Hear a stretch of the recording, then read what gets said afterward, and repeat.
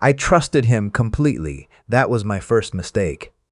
My son called me on a Tuesday afternoon, right as I was finishing up in the garage. I'd been restoring an old Craftsman workbench I'd picked up at an estate sale, the kind of project that keeps your hands busy and your mind quiet. I almost didn't answer, but I saw his name on the screen and I picked up, the way you always do when it's your kid. "Dad," he said, and his voice had that familiar weight to it, the weight I'd learned to dread over the past few years.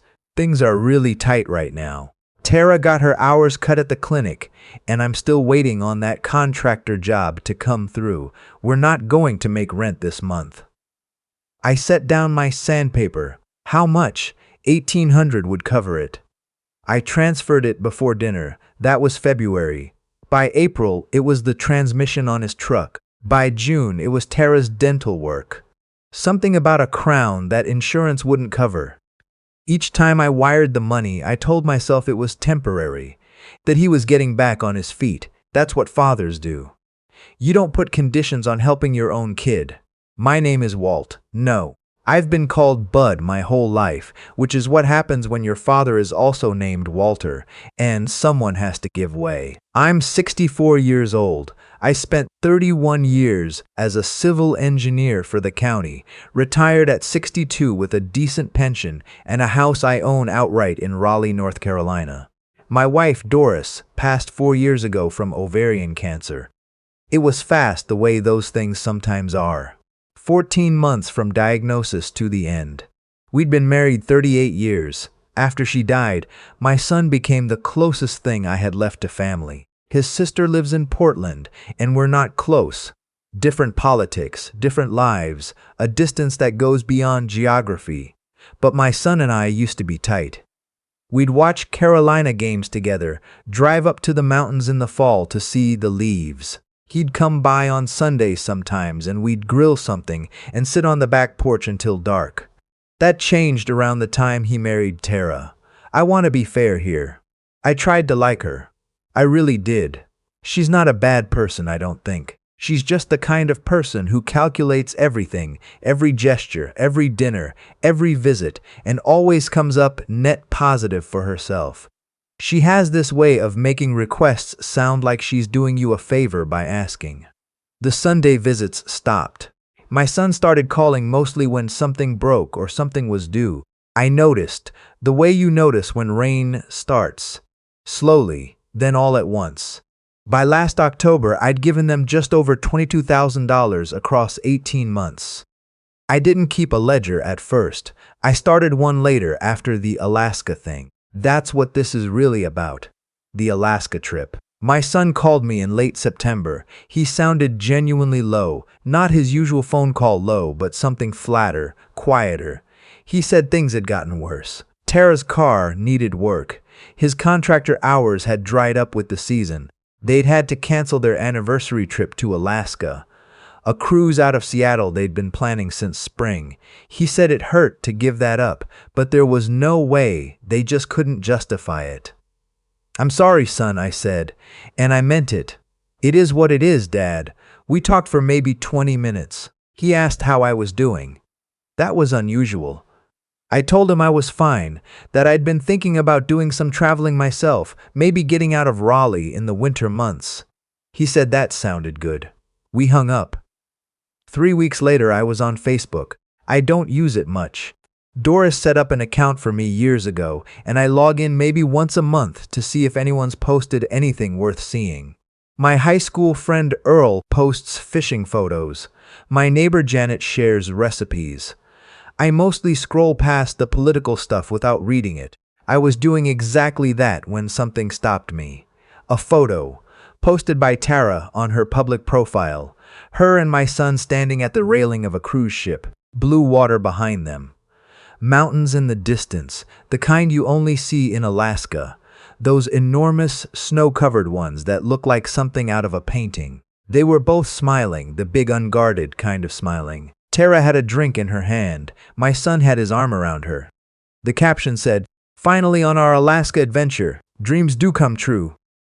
I sat in my recliner for a long time. I scrolled back. There were more photos. glaciers, a whale-watching excursion, dinner at what looked like a very nice restaurant on the ship, white tablecloths, wine glasses dressed up. My son was wearing a blazer I didn't recognize. Tara had her hair done. I put down my phone and I stared at the wall. I thought about the $1,800 in February, the transmission, the dental crown, the flat, sad voice on the phone telling me they'd had to cancel Alaska because there was just no way. I thought about $22,000. I didn't call him that night. I didn't trust myself to speak calmly. I went out to the garage instead and worked on the bench until almost midnight, just sanding the same section over and over, not really thinking, just trying to get through the hours. The next morning I called my friend Russell. We've known each other since we were both junior engineers at the same firm back in 1987. He's been through his own family complications. His daughter went through a rough stretch that cost him a lot of money and more than a little peace, so I knew he'd listen without judgment. "Did you ever loan it to them with paperwork?" he asked. "No," I said. "I never called it a loan." "Then it's a gift," he said. "Legally, emotionally, every way. I know. So what are you going to do?" I didn't have an answer yet, but I knew something had shifted. $22,000 is a lot of money. Not life-changing money, not for me, not with the pension and the house paid off. But it's the kind of money you give someone because you believe them. And I had believed him, every time. That was what sat in my chest like a stone. Not the money, not really. The belief. I'd given him that too, and it turned out that was the part that wasn't coming back. I kept quiet for 2 weeks. My son texted a few times, normal stuff, a meme about Carolina basketball, a question about whether I wanted to come for Thanksgiving. I answered normally. I didn't want to have the conversation over text. I didn't want to have it over the phone either. Then he called one Saturday morning in mid-November. "Dad, I need to talk to you about something." "Okay," I said. "Things are still really hard. We've been trying to figure out how to make it work, and there's a gap we can't close on our own." He paused. "Tara and I have been talking about it a lot, and we were wondering if you'd be able to help us with a bigger amount this time. Something that could actually get us stable." "How much are we talking about?" Another pause. 40,000. I heard myself breathe. "Dad, I know that's a lot. But you've got the house and the pension, and we'd pay you back. We'd put it in writing this time if you want. We just need to get ahead of this." I didn't say anything for a moment. "When did you get back from Alaska?" I asked. Silence. The kind that tells you everything. "What?" he said finally. "The cruise. Out of Seattle, Alaska." I kept my voice even. "Tara posted photos. I saw them about 3 weeks ago." More silence. Then, "Dad, I can explain that. I'd like to hear it." He fumbled through something about how the trip had already been paid for in deposits that were non-refundable, that canceling would have meant losing the money anyway, that they'd figured it made more sense to go than to lose what they'd already put down, that they were going to tell me, that it wasn't what it looked like. I listened to all of it. "Are the photos still up?" I asked when he finished. Yeah, I think so. Tara hasn't taken them down." "You should probably think about that," I said, "before you ask someone for money and they go looking at your social media." He was quiet again for a long time. Then, "So you're saying no?" "I'm saying I need some time to think," I said. "And I think you should too." I let another week go by. During that week, I did some thinking that I should have done a long time ago. The kind of thinking you avoid when you're scared of what you'll find. I went back through my bank records. I added it up properly this time. Everything since the beginning. $22,400. Over 18 months. Not counting the times I'd bought groceries and quietly left extra when I visited, or the car insurance I'd paid for a year because he said he was between policies. When I added those in, it was closer to 26,000. I called a financial advisor I'd used once before, a woman named Patricia. No, her name was Gail. Sharp and no nonsense, the kind of person you want, knowing your business. I told her what I was thinking about, some changes I wanted to make to how my estate was structured. She was helpful and direct, and didn't ask me questions I hadn't offered to answer. I also spent a lot of time sitting with what I actually wanted. That sounds simple. It isn't. When you've been a father for 36 years, a lot of what you think you want turns out to be about what your kid needs. You've trained yourself that way. Untangling it is slow work. What I wanted, I finally decided, was not revenge. I want to be clear about that. I didn't want him to suffer. I didn't want to blow up his life. I just wanted to stop funding a version of the story where he could lie to me and I would keep showing up anyway. Like it was fine, like I hadn't noticed, like the money meant nothing and the lying meant nothing, and I was just a resource to be drawn down until I was empty. I called him on a Sunday evening, about 10 days after his request for $40,000. "I've been thinking," I said. "Yeah," he said. He sounded careful. "Me too. I'm not going to give you the $40,000, he exhaled. I could hear him processing it, deciding how to respond. "Okay," he said slowly. "Can I ask why?" "You know why. A beat. The Alaska thing." "It's not just the Alaska thing," I said. "It's $26,000 over a year and a half that I gave you because I believed what you told me. And some of what you told me wasn't true. Maybe a lot of it wasn't. I don't know anymore. Dad, I'm not angry," I said, and I meant it, or at least, I was done being angry. That part had burned through in the garage, those late nights with the sandpaper. "But I've been thinking about my own situation. I'm 64. I could live another 30 years.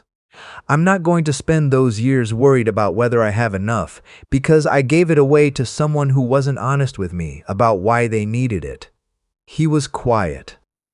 I heard Tara's voice in the background, low, asking something. He shushed her. "I've also made some changes to my estate plan," I said.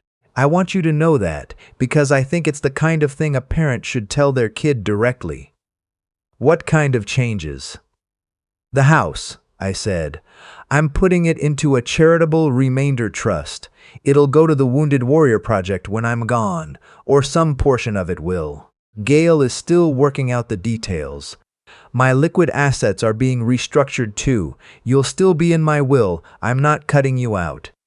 But it's not going to be what you might have been expecting." The silence that followed was different from the earlier ones, heavier. "The Wounded Warrior Project," he repeated. "Your grandfather was Army," I said. "I think he'd have liked it." I heard him swallow. "Then is this because of Alaska?" "It's because of everything," I said.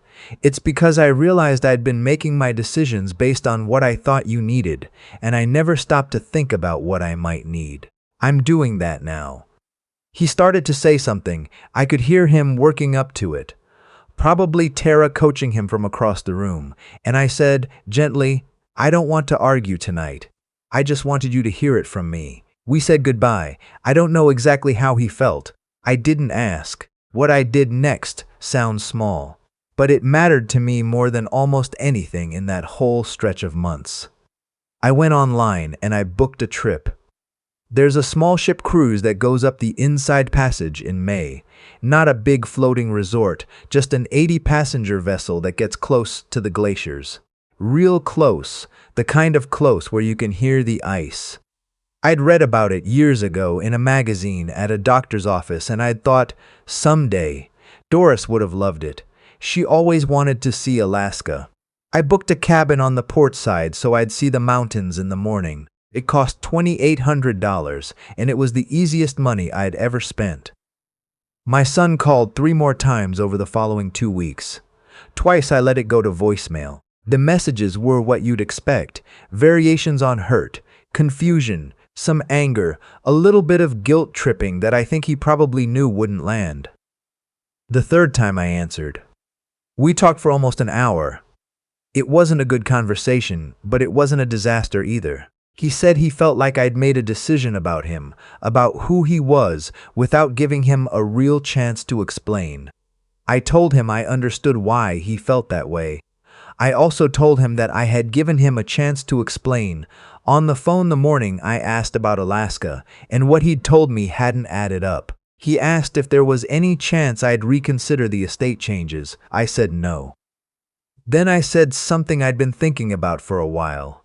That I loved him, that I had always loved him, and that none of what was happening between us was about love. It was about something else. It was about the fact that I had spent a year and a half treating his words like currency, taking them at face value, giving him what he asked for because he asked for it, and I had never once asked him to show me that what he told me was true. That was on me too. I'd been so afraid of being the father who didn't help that I'd become the father who couldn't see straight. He didn't say much after that, but I think he heard it.